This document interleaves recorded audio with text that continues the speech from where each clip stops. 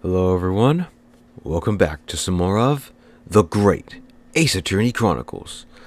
Last time, we did our last bit of investigation for the case, finding a few things. Let's see, after we found out that... Okay, we found out a few things. We found out that this small bit of blood on the pawnbroker's ticket is Mason's blood, which is purple, yes. But the weird thing is that there's another place we also found purple blood. Namely, on the coat that Jean is wearing. In other words, in all likelihood, McGilded was the killer for that trial. So, yeah. We basically just helped an innocent man, a guilty man, go free. I mean, sure he died afterward, but yeah. Anyways, which I mean, it makes sense. Obviously, he basically manipulated the entire case into his favor. Like, he got Gina to commit perjury. Basically, he set everything up. Then he got Gina to lie in court. That's what's called perjury, I think. And then, under threat, or what? Under threat of, like, I guess expulsion? I don't know. I guess you can call it expulsion. Whatever. And, yeah. That's the whole thing. Anyways, I think that's about it. I mean, oh yeah, and Susato-san, left. So, yeah, we're gonna have to go the rest of the trial without her. Alright, anyways. With all that being said, let us continue. When I awoke the following morning, Susato-san was already gone. Outside the window, the rain came down in sheets. And so began an even longer day than the last, one that I would remember for the rest of my days.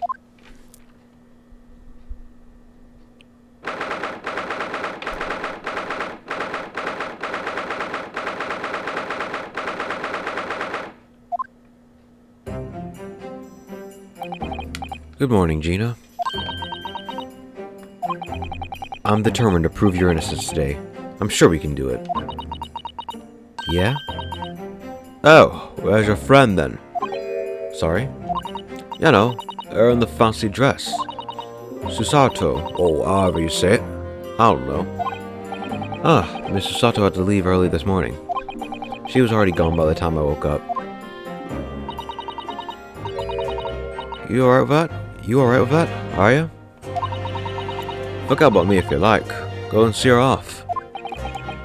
It's fine. It's not as though Mrs. Sato and I won't meet again. One day. Even so. But you, Gina. You only get one chance. This trial today is all we have. Who's saying this? Oh, Iris. How are you feeling, Ginny? Did you manage to sleep? Iris, what are you doing here? What do you mean? When a friend is in need, we show our support. Isn't that right, Waggy?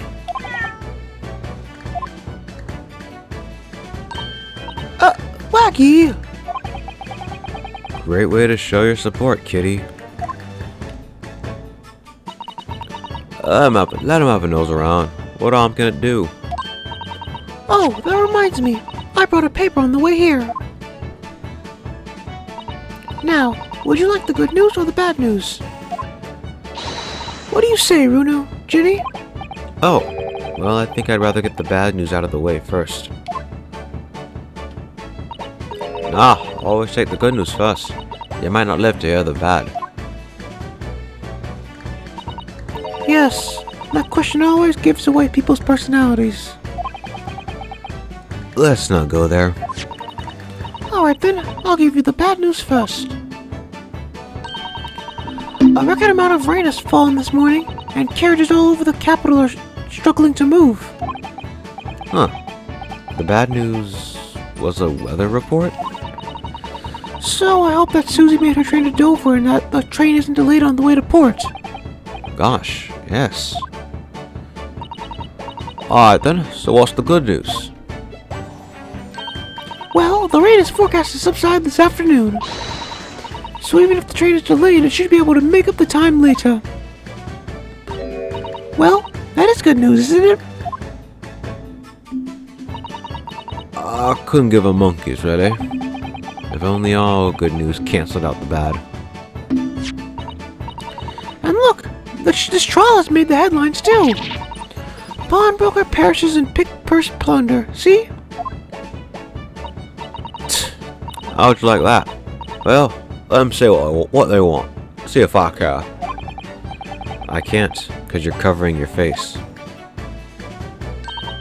Don't worry, Runa will soon show everyone that this headline is nonsense. I will?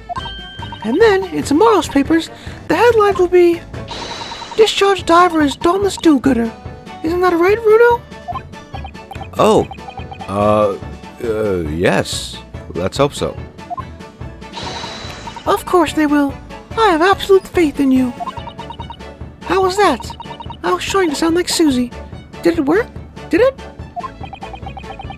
It's like she was still here. Alright. Well, that's something. We at least got today's paper. Let's see. Well, we got new evidence, so we may as well examine it, right? What's this? There's a sensational story lower down the front page as well. Look. Ministry Mole. Classified secrets may have been leaked overseas from Ministry of Justice. For a 10-year-old, Iris certainly has her finger on the pulse of world news. It's about secret communications between Great Britain and its allies. Apparently they are being intercepted by hostile nations. Communications are being intercepted? Oh, communications are being intercepted? But how would somebody be doing that? That's the question, isn't it? I've come up with 3 different possible methods so far. Are you looking for a new career, Runo? No, of course not. I wonder. Perhaps this is what Lord Strongheart was talking about yesterday. Yes, it could be. And it could explain why he has Gregsy running from pillar to post at the moment.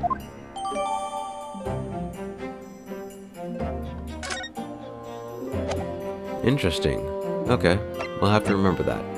And another thing we got is the McGilded case notes we got from Susato. Let's see. Stab wound to the abdomen, yes. Mason Milverton. Huh. I don't think we ever heard his last name. It was literally just Twice Fired Mason. Wow, okay. East End of London. Conviction was shared with 3 witness testimonies, but a 4th resulted in acquittal due to insufficient evidence. Alright. So basically just a summary of everything. And then there's this. I don't think we need this. Whatever. Anyways. Wait. Oh, okay, I was about to say, like, is this all written or typed? I saw the writing there. Alright, let's go. Good luck then, Runo. I'll do what I can. Huh?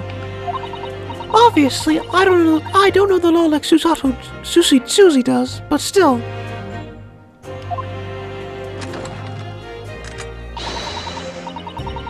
I'll be by your side the whole time, giving you moral support and encouragement. I'm not sure that big thing is as comforting as you think it is, to be honest. But, thank you, Iris. That's very kind of you. Oh, yeah. Iris. Yes, Ginny? Well, I was wondering, is all, about Sholmes. Did they fix them up alright? Yes. The operation was a great success. But Hurley still hasn't come around yet. Huh? I've asked a friend of mine at Scotland Yard to send a telegram as soon as he wakes up. I'm sure Gregson will let us know the moment there's news.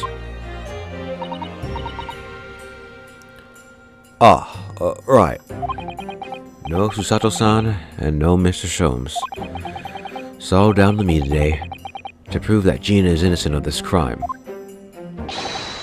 Miss Gina Lestrade, counsel for the defense, The trial is about to begin. Please make your way into the courtroom. It's time then. Yes. Let's go, Gina. Iris. Lead the way, Runo.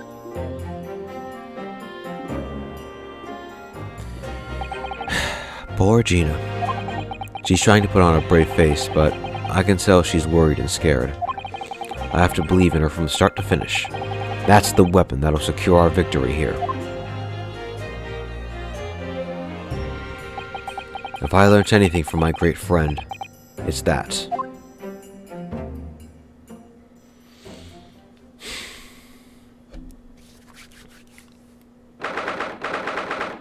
Alright. 10 a.m. sharp. Let's do this. Oh, I recognize some people already. In the name of Her Majesty the Queen, I hereby declare this court to be in session. Yeah, sorry if I get the voices wrong. It's been a while. It's been a while since I recorded. We recorded trials, so yeah. This trial shall determine the guilt or innocence of Miss Gina Lestrade. I now call upon the counsel for the prosecution and the defense to declare their willingness to proceed. The prosecution is ready. The defense is ready. Lord Van Zeeks, My lord. remind me, how many years ago was it that you withdrew from the public prosecution service? It was some 5 years ago, my lord. Yes, and then 2 months ago you resurfaced somewhat unexpectedly, and here you are again today. Are there some circumstances of which the court should be aware of that have led to this erratic behavior? In what one might describe as your former life 5 years past, you dealt exclusively in matters concerned with the highest echelons of society and government. Yeah, he dealt with the bigwigs. What is he doing here? Yet today, you choose to try a simple case of burglary and murder. I confess that I find it more than a little befuddling, counsel. There are 2 types of person I cannot abide. Firstly, those wealthy scoundrels who hide behind a mask of philanthropy to cheat the public at large. He means Mr. McGilded, who you defended against the Reaper 2 months ago. Yes, I just about managed to work that out. Thank you. Magnus McGilded. If I'd known what a monster he was, I never would have defended him. And secondly, even more loathsome. Those willy scoundrels who masquerade as allies, only to effect total betrayal in the final hour. In other words, the confidence tricksters from those tiny islands in the Far East, the Nipponese.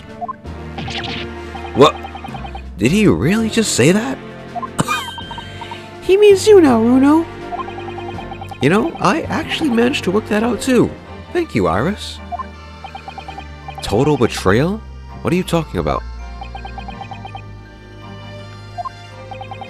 That torrid look of hatred in Lord Van Zeek's eyes. Was that directed solely at me? Or was he talking about all Japanese people? An alarmingly scathing explanation, Lord Van Zeeks. Still, the judiciary welcomes the return of the so-called Reaper of the Bailey, feared by all of London's malefactors. Your lordship is too kind. Now, jurors, the 6 of you have been selected at random to represent the will of the people of this trial.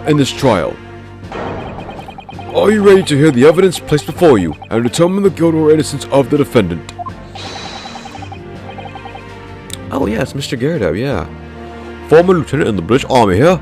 Don't you know? Chaps like me were born ready. Clean crockery, clean cutlery, and a clean conscience. His lordship's motto is very appropriate here, I think. Everything will be stereoscopic in the future. Absolutely everything. And I'm ready for it. I don't understand it. I can't have left it in there. It's not possible. But could I have? Women indispensable in society. Stop. Female-centric future awaits. Stop. Oh yeah, here we go. Good day. I am visiting London for sightseeing. I would like to take bus to Crystal Tower, please. Is something wrong, Runo? Oh, not exactly. It's just... I'm fairly sure I recognize these jurors. Almost all of them, in fact. Really? Funny coincidences like that do happen from time to time, don't they? But it is quite strange. The jurors are chosen at random from London's 6 million inhabitants, you know. So I've been led to believe. But something tells me I'm being duped. Very well. Now, Lord Van Zeeks. The court calls upon the prosecution to introduce the facts of the case. As you wish, my lord. Allow me to begin with a word of warning to the ladies and gentlemen of the jury. In short, there has never been a more self-evident case of cold-blooded murder. The victim, Mr. Pop Windibank, proprietor of a pawn shop on Baker Street, was shot from behind and died instantly. The prosecution presents this photographic print of the crime scene. As the court will observe, there is a single bullet wound just below the gentleman's left shoulder. The evidence suggests the bullet pierced the man's heart, resulting in near-instant death. Moving on to the finding of Scotland Yard's coroner, his report said that the bullet entered the body on a rising diagonal trajectory. And what's that supposed to tell us? It means the victim was likely shot by someone significantly shorter in height than himself. Someone like the accused, you might say. The prosecution wishes to present the autopsy report and crime scene photograph as evidence, my lord. Indeed, the court accepts. Hand them to the bailiff, please. Huh. No other signs of trauma. I see. Let's look at the thing if we can. What the? Oh, sorry, just something on my controller. There we are. Now then. 1 to 130. Oh yeah, we got those cameras. That's good. Dr. Stevens was the coroner, huh? Okay. Sorry, it's just something. Reporting parties for Yunosuke, we know that. Instant death. A gently rising diagonal trajectory, yes, okay. Okay, yeah, so no other signs of trauma, so... Alright, basically the same thing he just said. Okay, thought that'd be something new. I now ask the court to turn its attention to this plan of the establishment where the incident occurred. A deeper voice is probably better than that. The proprietor was found in the storeroom where he kept his articles pawned to him. A windowless room with a single point of entry, or door to the main shop that was found locked. In this sealed chamber, there were only 2 persons present. The victim, Mr. Windibank, and the accused.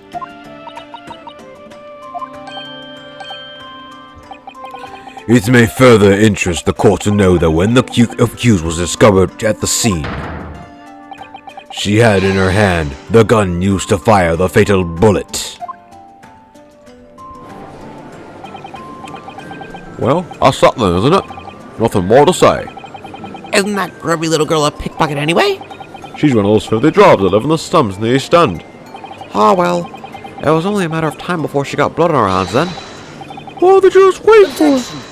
Wait, what was that? Yeah? The girl's guilty as hell. Okay, jeez. We can't jump to conclusions here. We mustn't assume her guilt because of what she has to do to survive.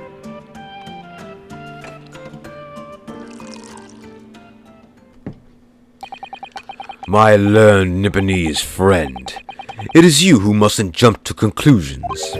The prosecution has barely begun presenting its case. Conveniently, this appalling act of murder did not go unobserved. There were witnesses. Good gracious! After their testimony, the girl's true nature will be exposed. Pitiful pickpurse or cold-hearted killer. Here's to establishing the truth.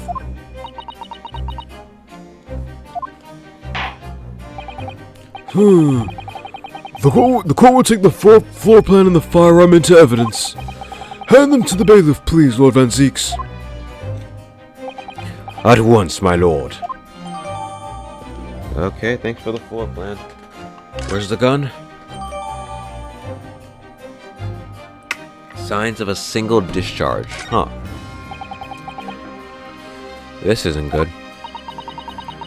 I feel like the Mountaineers turned very gloomy all of a sudden, Runo.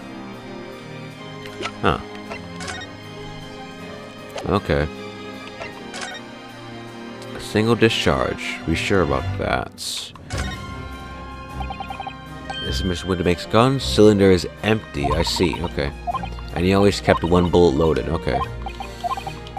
So we know the gun was... We know that this gun was fired. At least, yeah, it was. Okay, so... Alright.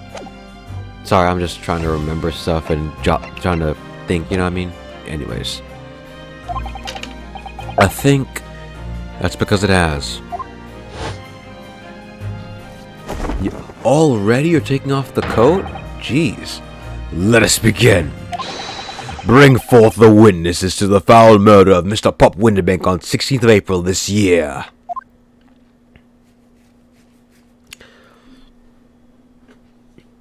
Yeah?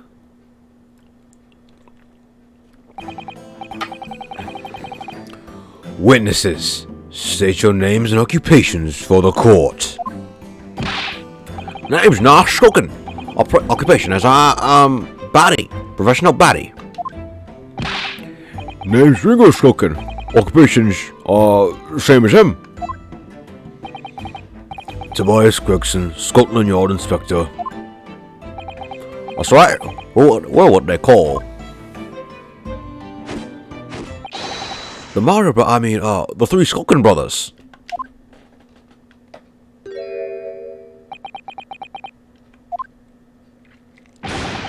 What are you looking at me like that for? Don't let me in with you lot. God blimey, that's gold. Don't you know what we're going for? It's our older bruv. Lost contact with him we have. So, we're securing every shady corner of the capital. And then last night, we come across you. The very spit of the bloke. Ain't that right, Ringo? He is, Nash, he is. The very spit of him. So we decided, there and then, what we was gonna do. We was gonna call ya Big Bruv Shulky. Come on, leave it out, you two. Sulky Skulkin. And that's before he's run out of chips. Well then, Inspector Sulky Gregson. Begging your pardon, my lord, but the name's Tobias. What I would like to know, Inspector, is what you are doing in the witness stand. The Skulkin brothers are currently under arrest, my lord, on suspicion of theft. Thieves, are they? These three? No, my lord. Begging your pardon, but please don't lump me in with this lot. 2 nights ago, these two brothers illegally entered an establishment with intent to burgle. And in the course of their nefarious activities, they became embroiled in a far more sinister crime. By Jove! You mean to say, what an extraordinary coincidence.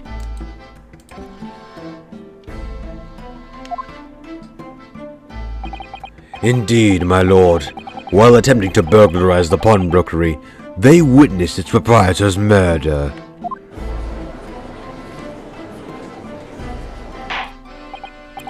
Order! Order! The various trespasses of these brothers is not the subject of today's proceedings, though they will naturally face trial in the very near future. With your lordship's permission, I'd like to remain in the stand to keep these gents on the straight and narrow. Of course, Inspector. Skeptical. Is that skeptical? Because I thought skeptical was spelled with a K. Skeptical as I am about the caliber of these witnesses, I will permit them to take the stand.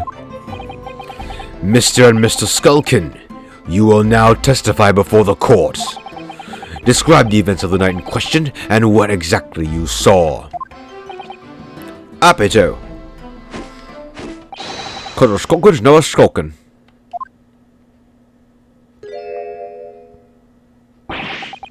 Get out of it. Alright. Let's see what exactly they saw. Illegal entry. We was walking down Baker Street in the small hours, and the gas door was ajar, you see. It was like some kind of sign, begging for us to go in, it was. But once we got inside, called blimey lummy, we had a gunshot from the back room. We went to see what was what, but the door was locked from the inside. We never done nothing, Governor. We never took nothing. We just left after that, nice and quiet.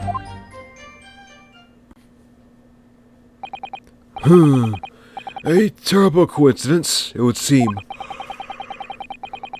The precise moment these witnesses entered the property, an even more sinister crime was afoot. The witness's testimony is consistent with the crime scene in every detail. The door providing access to the storeroom from the main shop was indeed locked from the inside, and within only the victim and the accused were found.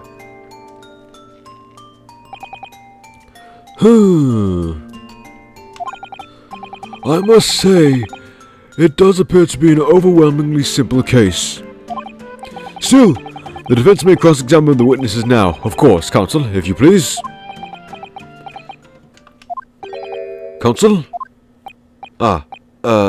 Yes. What's the matter, Runo?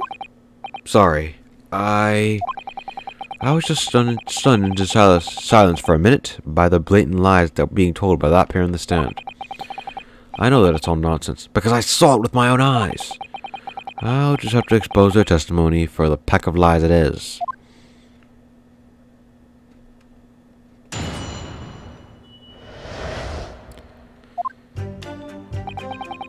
So you're walking down Baker Street and the door was ajar. Okay. No point in pressing that. Begging for us to go in it was. What else we got? Oh, wait. I wonder if...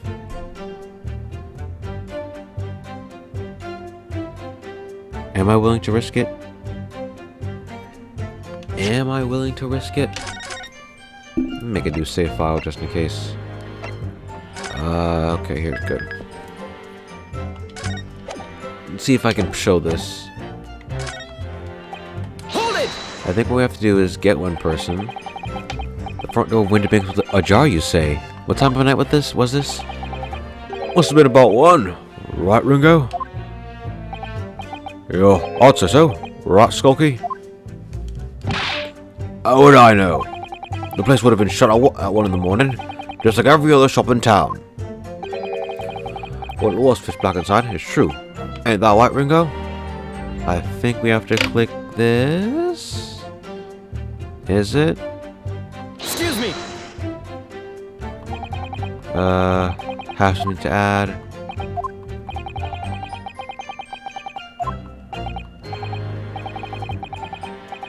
Oh yeah, good, okay. Oh, well, yeah. I was just thinking about my bruv, Soki. Oh? The one you've lost touch with? Yeah, blimey, you could have been a saint sometimes with that one. Always useful to give me a share of his grub when we had anything to eat. He sounds like a very kind man.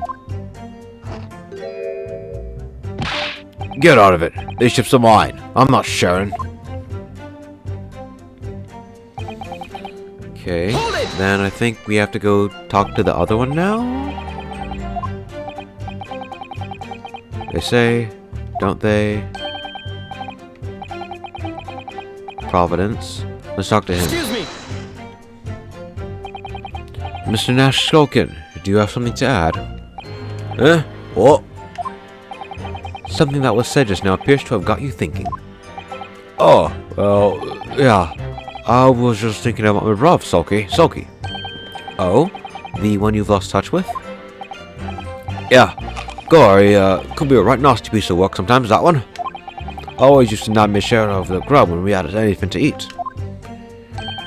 He does sound like a very mean man. Wait, what? Didn't he just... Wait, what? Wait, what? What?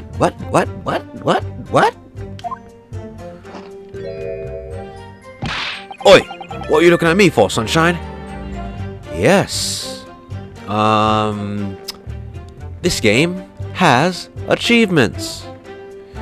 You get them by doing different things. I think you get I think a quarter or so of them just from playing through the different just from the different cases of both games.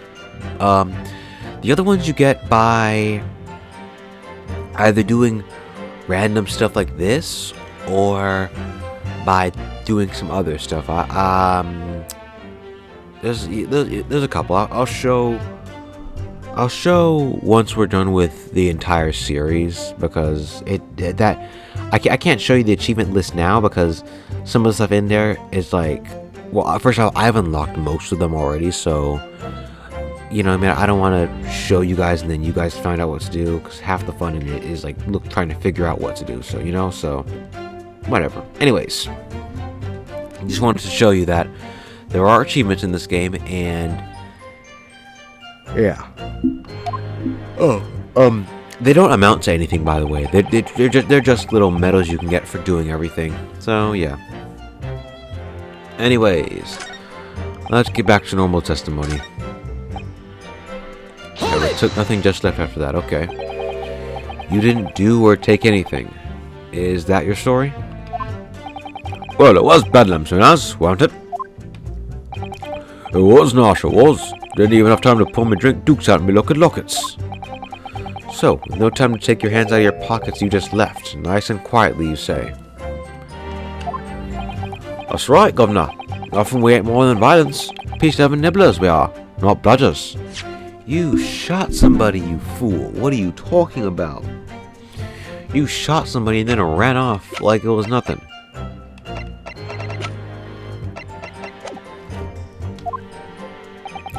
We are, Nash, we are. Never even pulled my dukes out of me loosey lockets. So, you'd clearly like us to believe. Oh, so you'd clearly like us to believe. Eh? Come again? As you fled from the pawnbrokers that night, did you not run into anyone else? And did you not fire a gun at that person? Saints alive! They fired a gun, you say? Blimey, Governor! You ain't telling us it was you in the doorway? It was. Why, the bleeding Nora. Didn't you mention that before? You were armed with a gun. And as you fled the scene, you fired that gun. At London's greatest detective, Sherlock Sholmes. They shot the great Mr. Sholmes? I did hear that, actually. There was a rumor he'd been rushed to hospital. The great Sholmes? That's beyond the pale. On the night in question, this pair were arrested by police within minutes of their discovery at the crime scene. The suspicious countenance rapidly gave them away.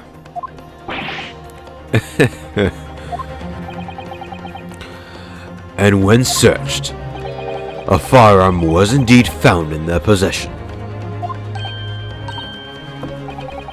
Furthermore, the barrel shows signs of a shot being fired from it.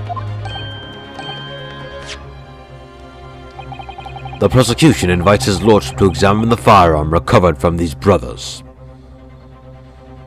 That seems a bit long to hold in your pocket, doesn't it? I mean,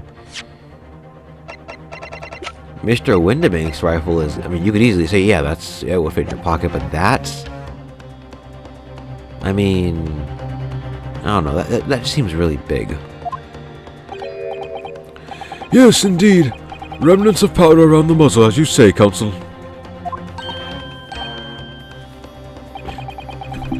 The court will hold this weapon as evidence.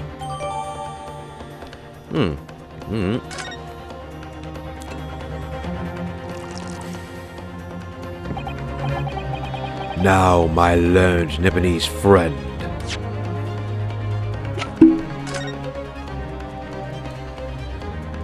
Okay. Huh. Still loaded in 5 of the chambers. So yeah, only a single shot was dinged. Okay. So we confirmed that at least. Alright. Yes? Here's to you, successfully presenting the evidence. For yes, there are telltale signs of spent powder on this gun, and a single bullet missing from the cylinder. But the prosecution demands evidence that it was fired at the scene of the crime under scrutiny in this trial. Objection! That accent isn't good. Well, I don't need evidence, because I was there, so... Objection! However, the rest of us in this courtroom were not. If the defense fails to provide evidence in the support of this rash claim, we shall have no choice but to toast to your incompetence and move on. Evidence that these two fired the gun before they left Windbanks that night. The court demands that all claims are affirmed with clear proof. What evidence shows that these witnesses unloaded a firearm in the pawnbroker's shop that night? I don't know.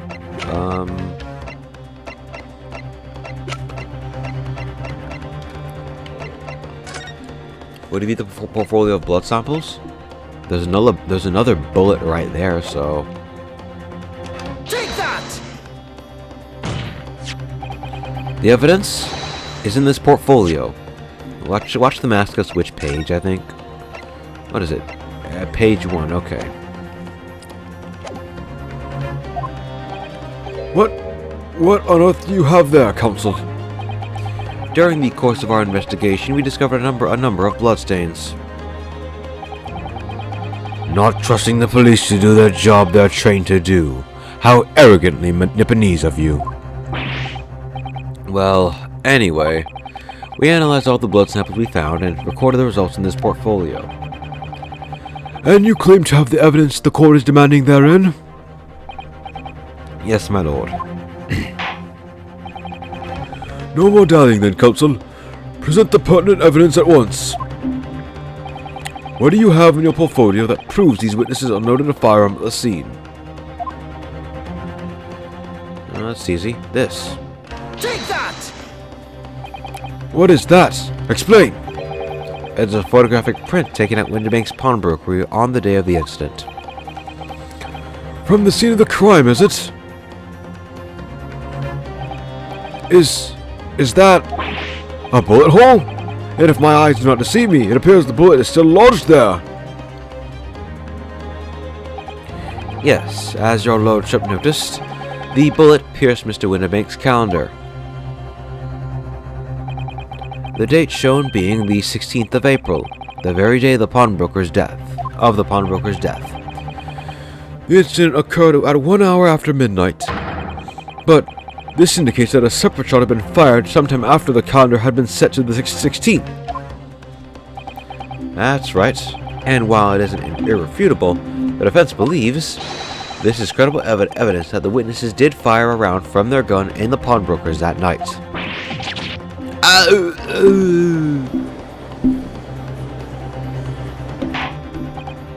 Order! How does the prosecution stand? How does the prosecution stand, Lord Van Zeeks?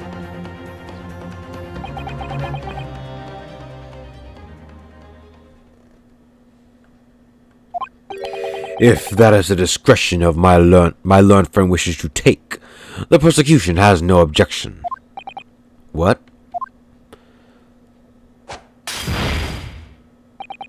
But you'll forgive me for flinging my hollow chalice aside in disgust at the repugnancy it exposes. Yes, on the night in question, these brothers entered the pawnbrokery illegally. And like the bold baddies they claimed to be, opened fire on the new arrivals before fleeing back onto the street. Take it easy there, Governor. You're gonna land us in the soup. We got a deal. You won't gonna get into that them details. Tell him, Sulky. Set the broke straight. I have nothing to add. So he knew, did he? Van Zeek knew their testimony would almost certainly expose the extent of their crimes. It would seem now that I owe my learned Nipponese friend a word of gratitude. What do you mean? What I mean is that you have helpfully confirmed an important fact. To what fact do you refer, Lord Van Zeeks? That if they shot the wall, then it wouldn't have. Then they couldn't have shot. Ah, clever. Because they shot the wall, they could not have shot Mr. Winterbank. In other words, we basically just gave them an alibi. As has been established at the point of their arrest, a single shot had been fired from the brothers' gun. However, if that shot found its target in Mr. Sholmes, then clearly the witnesses cannot be accused of the fatal shootings of the proprietor and the victim. Yeah, literally just what I said. In other words, these two men have no material connection to the murder of Mr. Winterbank at all. So that's it.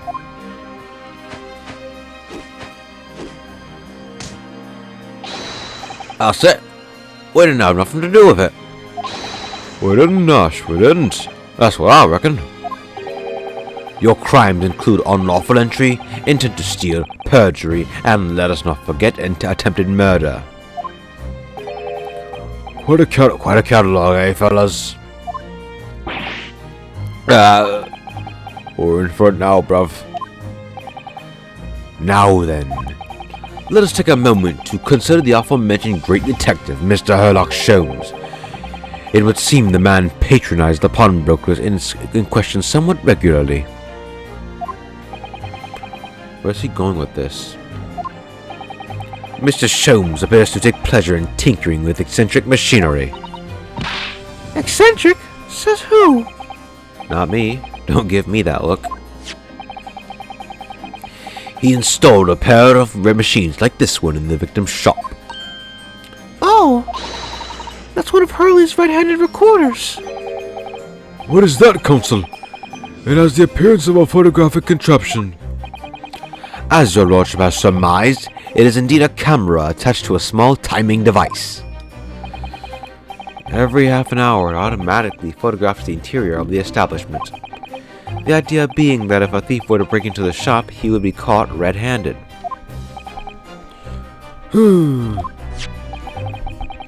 The prosecution has obtained the photographs taken by the device on the night in question.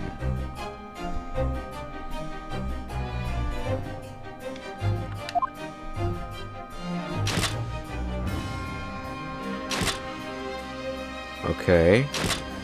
9, okay. Okay. As the court will observe, copious and identical prints are produced in a quite desultory fashion.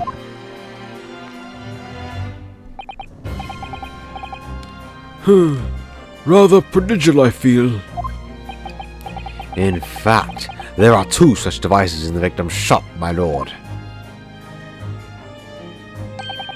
If I may refer the court to the plan of the premises, their respective positions are here and here.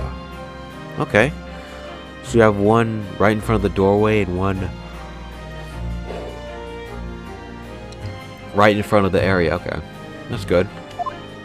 Great. Now then. You say these cameras produce a print every half hour? I'm afraid I fail to see how that would help if the anticipated thief conducted his activities in one of the many 30-minute intervals. One can only pray that the would-be criminal lingers, my lord.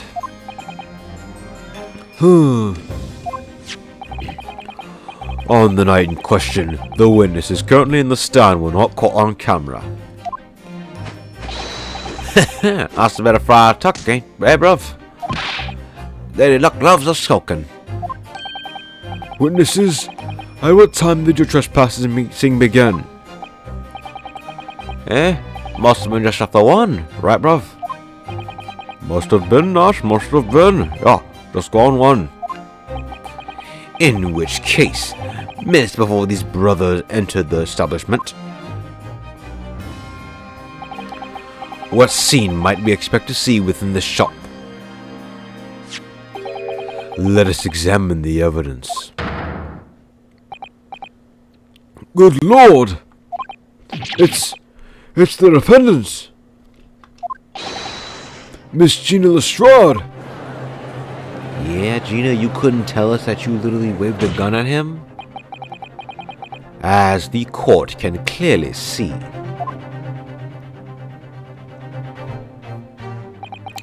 The accused is pictured, gun in hand, facing the victim over the shop counter. No doubt coercing the proprietor to open the door to his storeroom. Quite! One can only too easily imagine the events that unfolded. The court will take this photographic print as evidence. If you please, counsel. Yeah, Gina? Really? Ugh. I don't believe it. Ginny. In short, the accused is the only person who could have possibly killed Mr. Winterbank.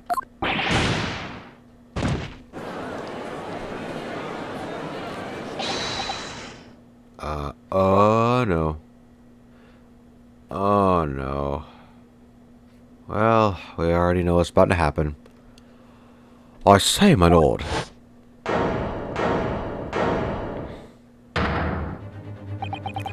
Wonder if I might put a word in it at this point. Go ahead, Mr. Foreman. Took a bally bullet to the knee in the Battle of my wand, 1880, don't you know? Decorated for it and all that, but forced to retire from service, sadly. Of course, a medal can never outshine the exploits of chaps like us on the battlefield. Yes, Mr. Foreman, and what exactly is your point? Carried on the battle after retirement, you see. The battle of daily life, if you like. And here I am now, leading the small squadron. 6 men, all good and true. And we'll all go down together, you mark my words. One for all, and all for one.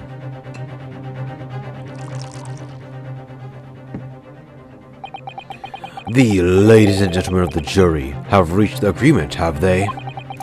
Is that what we are to understand?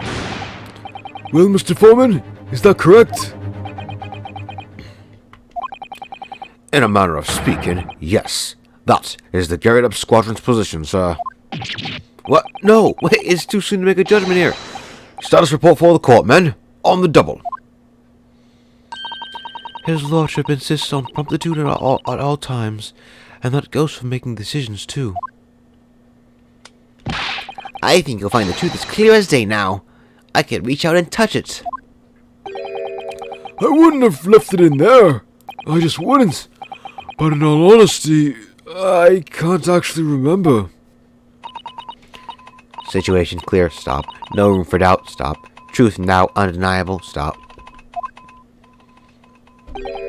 I am really sorry for brothers. They are unlucky. Very well. I now call upon each member of the jury to state his or her leaning in this matter. Announce your considered verdict to the court. Guilty. Guilty. Guilty. Guilty. Guilty. Guilty. Yeah? His voice is like that? Guilty. Oh, whatever. I guess I'll have to put that with a little of an accent. No, that doesn't work. Whatever, I'll keep it. It does indeed appear that the jury is in its leaning already. That photograph. It must be the definitive evidence that Beck Gregson mentioned. But Ginny didn't shoot him. No, of course not. My lord, the defense wishes to exert its right to a summation examination. Very well. The court grants permission. So, you refuse to admit defeat again? How unsurprising. We shall proceed immediately with the summation examination. Mr. Foreman, are all members of the jury ready? Absolutely, sir. Always ready for action, my chaps. Very good. Ladies and gentlemen of the jury, you will each explain on what grounds you have determined the defendant to be guilty. And that's where we'll end it for today. The summation examination seems to be the right thing to do, or seems to be the right thing to end things on, so yeah. Let's end it here. So next time we're gonna get into more of the summation examination. Yeah, don't worry. This is really just the beginning. Yeah. Don't be surprised again if like Van Zeke's voice changes, because I don't think that was the voice I gave to him earlier. I don't know. It's been a while for me. Like literally, I record at the very least 2 times a week, maybe 3 times or so. And so I'm doing like one episode of these every few days. And so when you get like this, where it's like I literally have a couple of weeks without doing certain characters, you know what I mean? So yeah, there's that. Anyways, I just kind of wanted to explain in case like you guys are like weirded if you guys think my voices for them sound different every time. It's literally because I have not seen or done them, So yeah. Anyways, that'll be it for this episode. So yeah, next time we'll do the summation examination. So yeah, see you guys next time.